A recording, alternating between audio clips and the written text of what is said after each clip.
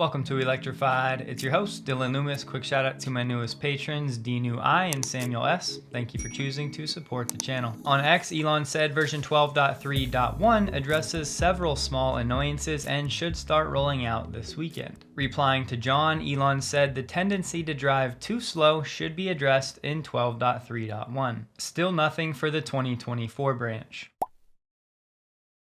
We got some interesting comments from a South Korean auto analyst, Kim Jun-sung. The direction I heard at Tesla's informal meeting at the beginning of this year was the FSD and Optimus all-in strategies. We internally expected that this strategy would be successful by June to July and believe that volume and profitability would naturally follow based on this. He continued, we asked them to specify what they meant by success, and the answer was a driving capability equivalent to that of a Robotaxi. If we're really successful as per our goal, we believe that securing Robotaxi licenses at major bases will begin in 2025 and FSD license contracts will begin in 2026. This is a very subjective and hopeful personal opinion. But the point, someone at Tesla, relatively high up, is pretty optimistic about FSD and the potential for these Robotaxi licenses sometime in the next 12 to 18 months. Kim then clarified his comments to avoid any misunderstandings. He said the view that FSD will have Robotaxi equivalent capabilities by June or July is the personal opinion of the engineers I've spoken to. I don't believe this is an official goal within Tesla or guidance that can be shared externally. Listen, it could certainly be true that there have been Tesla engineers that thought Tesla was going to solve FSD for each of the past 5 years. However, with 12.3 and expected significant upgrades set to roll out every 2 weeks,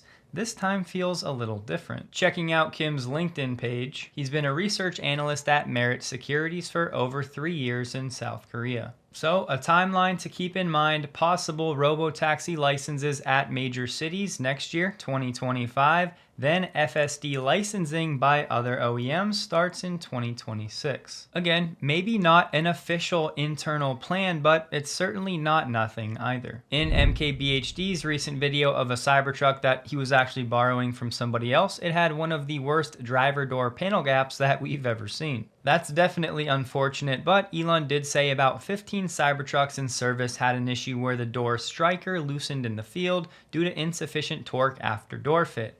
This takes 5 minutes to fix in service and has been addressed in production. We got our roughly quarterly update on Tesla's 4680 production progress. The Cybertruck account posted, produced over 1,000 Cybertrucks worth of 4680 cells at Giga Texas last week. Translation: 1,000 car sets per week. A car set is just a battery pack. Given that 4680s are arguably one of Tesla's 3 to 5 most important projects right now, it's worth getting into some of the context. Using the size of the Cybertruck battery, 123 kilowatt hours times 1,000 per week, that's 123,000. Converting that to gigawatt hours would be 0.123. That figure times 50 weeks, I like to allow for 2 weeks of downtime and maintenance, is about a 6.15 gigawatt hour annual run rate. Word of caution, extrapolating with these figures in my opinion is a silly venture. The growth here is not going to be linear, nor is it going to stay static for long. We're on our way up the S-curve. The previous high run rate, which was sometime in Q4, was around 4.9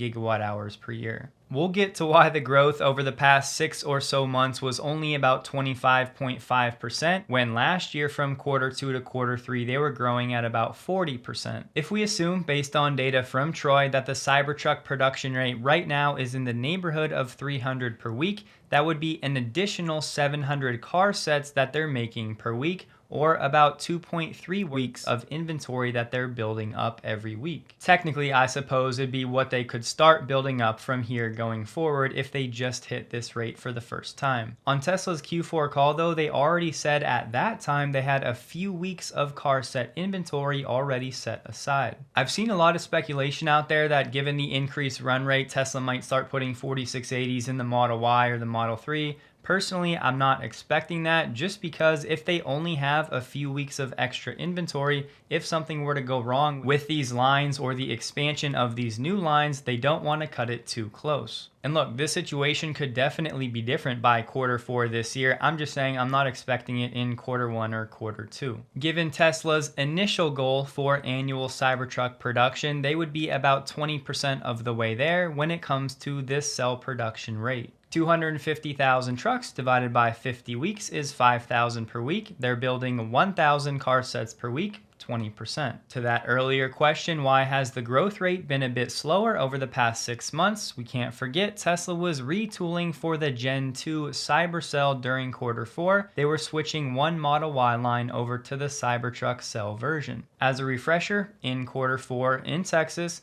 Tesla was running one production line, one assembly line, and they were using 2 assembly lines for yield and rate improvement trials. The 4th line was in commissioning, and that was all for phase 1, which is going to be 4 lines. Phase 2 has already been underway now for a few months. That's going to be 4 more lines being installed starting in Q3 of this year. Those lines have been under construction dating back to Q3 of last year. So once phase 2 is fully up and running, we'll be looking at 8 production lines at Giga Texas. This serves as a nice FUD destroyer to what Reuters was spewing out, as clearly 4680 production is still ahead of the Cybertruck ramp, and I would argue somewhat comfortably. Plus, given what I said that in Q4 Tesla already had a few weeks of car sets already set aside, this way they can stay ahead of Cybertruck production and their future vehicle programs. That latter part, future vehicle programs, that's not my speculation. That was a line directly from the Q4 call. So where we're at now, Giga Texas is the primary 4680 production facility. Cato Road spent much of Q4 being retooled for large-scale pilot runs of next-gen cell designs. Cato is going to serve as the launch pad for new cells, one generation ahead of their mass production facilities. I've also seen some people saying that 4680 production in Berlin was ramping up. As far as I know, that's not accurate. They are producing very initial stage parts of the cell, but all of those are currently being shipped to the United States. So Berlin is not currently making full 4680 cells, and they're not making anything for production in Berlin. There's still the big question mark: has Tesla made any progress when it comes to the dry battery electrode for the cathode? There were some reports earlier this year that Tesla was actually importing some wet cathodes from China for their 4680 production. And finally, on the production tax credit, since Tesla is making these batteries in the United States, it's $45 per kilowatt hour for cell production and pack assembly. Multiply that by 123 kilowatt hours per car set times 1,000 Cybertrucks per week.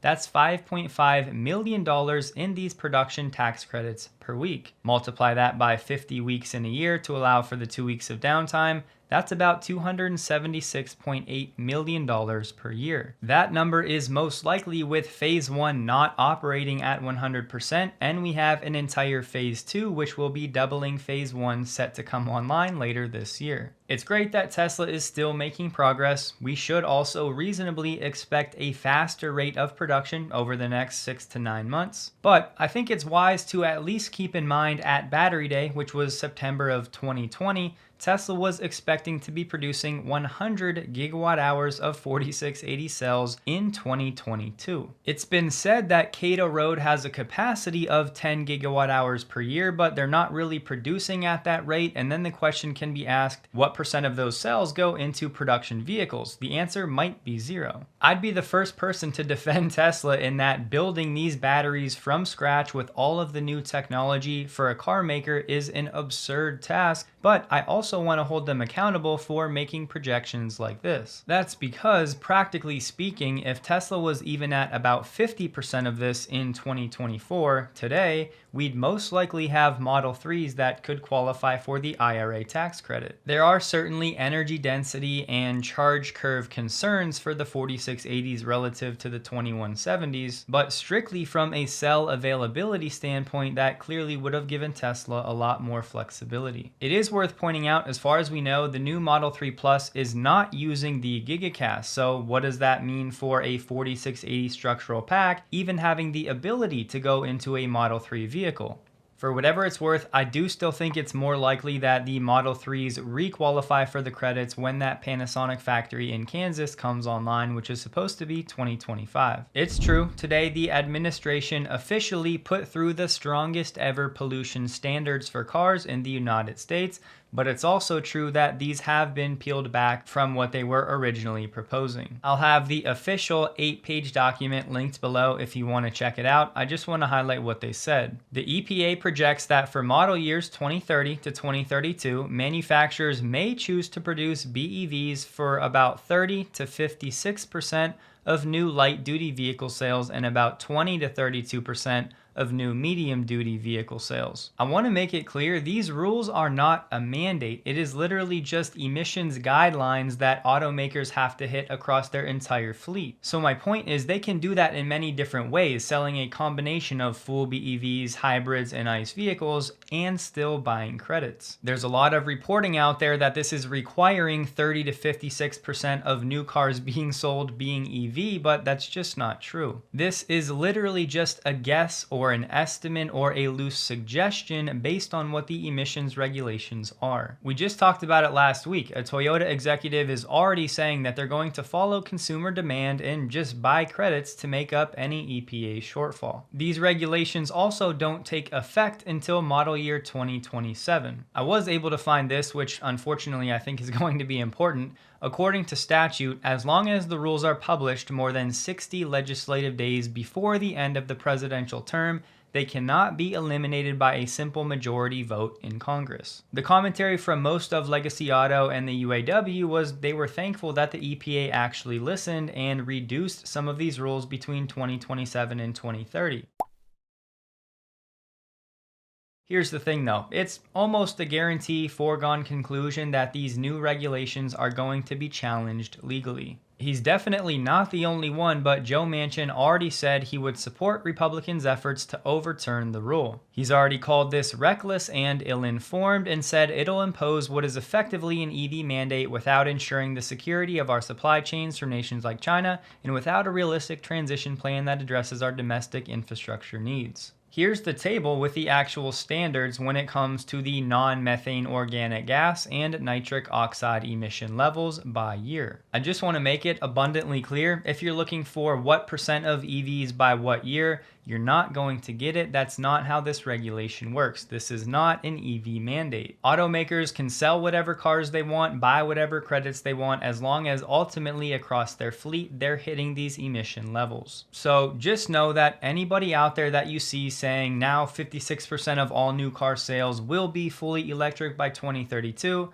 those people don't actually know what they're talking about. We got an update on the Tesla IP thieves. It turns out the technology involved high-speed battery assembly lines that use a proprietary technology owned by Tesla. The two individuals, one that's been arrested, sold products developed with the stolen trade secrets. These two started their own business in China that they expanded elsewhere globally, and the business makes the same battery assembly lines that Tesla uses with its proprietary info, and it markets itself as an alternative source for the assembly lines. Tesla has also announced it will be raising Model Y prices in China starting on April 1st, but it's only by about $700. Right now it's not official, but the assumption is it will be for all Model Y trims. Perhaps even more impactful though will be Tesla letting some of these other incentives that they have been running, if those also expire at the end of March, then the cost of Tesla vehicles may be going up to the tune of thousands of dollars. I thought it was funny, Xiaomi's CEO said, "I read rumors today that Tesla will increase prices April 1st.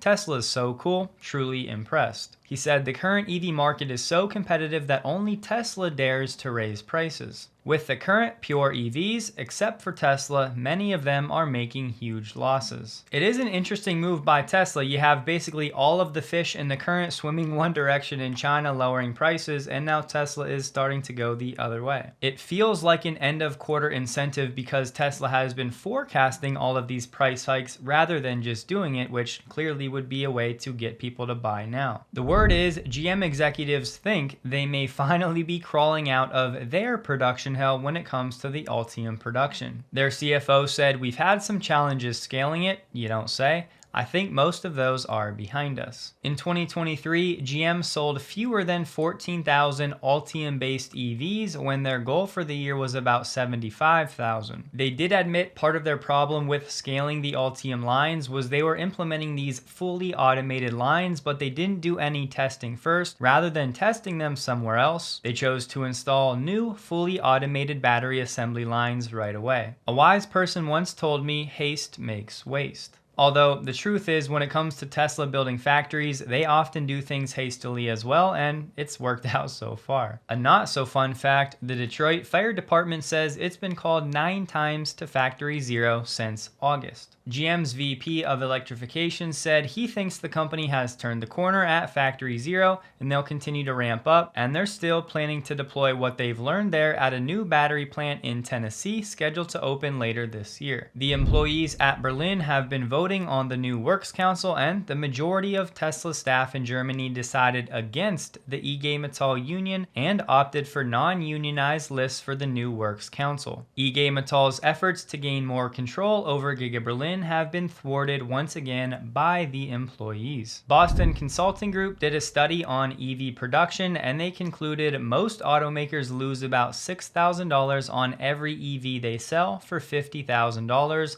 That's after accounting for customer tax credits. More mainstream folks are finally starting to ask the question whether automakers have the stomach to keep investing until they get to the level of scale and efficiency where they can actually turn a profit. If you've been around, you've probably heard me say at least 10 times that no CEO wants to be at the helm when their company starts burning billions of dollars. For Lucid, it's actually more like 6 figures. Stellantis has just invested an undisclosed amount in a LiDAR company called Steerlight. This company is touting a lower volume production cost than currently available LiDAR. There's very little public information about this Steerlight company, and given they did not disclose the amount, that usually means it's small. Looking at global data for the month of January this year for only full BEVs, that category grew 48% compared to January 2023. Globally, full BEVs took a 10% market share for January. Then things go slightly south as we have plug-in hybrids that were up 91% year over year in January,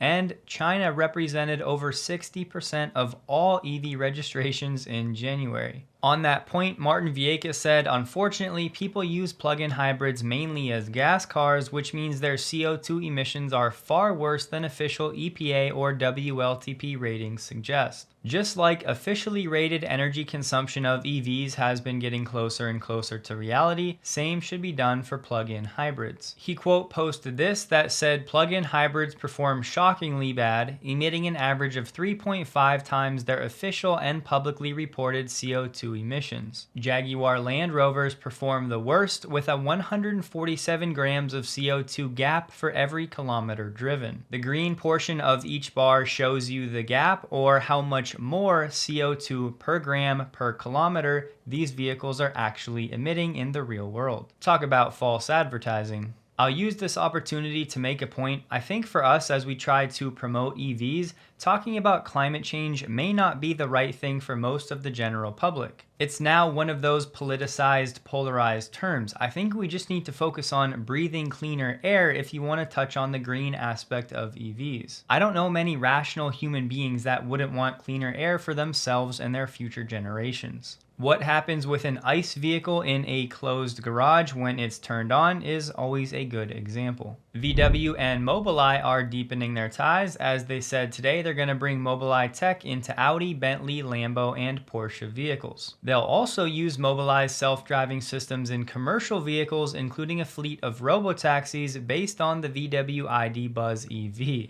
We'll see. VW did not comment on a specific time frame to reach series production with the systems. Naturally, VW tried to save face here by saying in the long term, the group will rely on its own complete in-house stack for automated driving across all brands. Mobileye's supervision is already on some roads in China with Geely. For this partnership, VW has been touting Level 3 automated driving, but they did say that a VW subsidiary is testing a driverless fleet in Austin. As of today, Ford is now allowing dealers to advertise its EVs below MSRP, this according to a bulletin sent to dealers. While dealers have been able to sell Ford EVs for any price, the rules prevented them from advertising their best prices. Given that Ford recently cut the Mach-E price by up to $8,000, this probably is not a great sign. On Weibo, Polestar has announced that in China, they now have access to the Tesla supercharger network. The last we heard, Polestar vehicles were supposed to have access to the supercharger network in North America sometime this spring. City officials in San Francisco are assessing the feasibility of a curbside EV charging program. They're saying the hope is to implement a pilot by next year, but city agencies still need to determine the project's cost. It was a green day across the board for our auto and AI sector thanks to the Fed. Tesla stock closed the day at $175.66,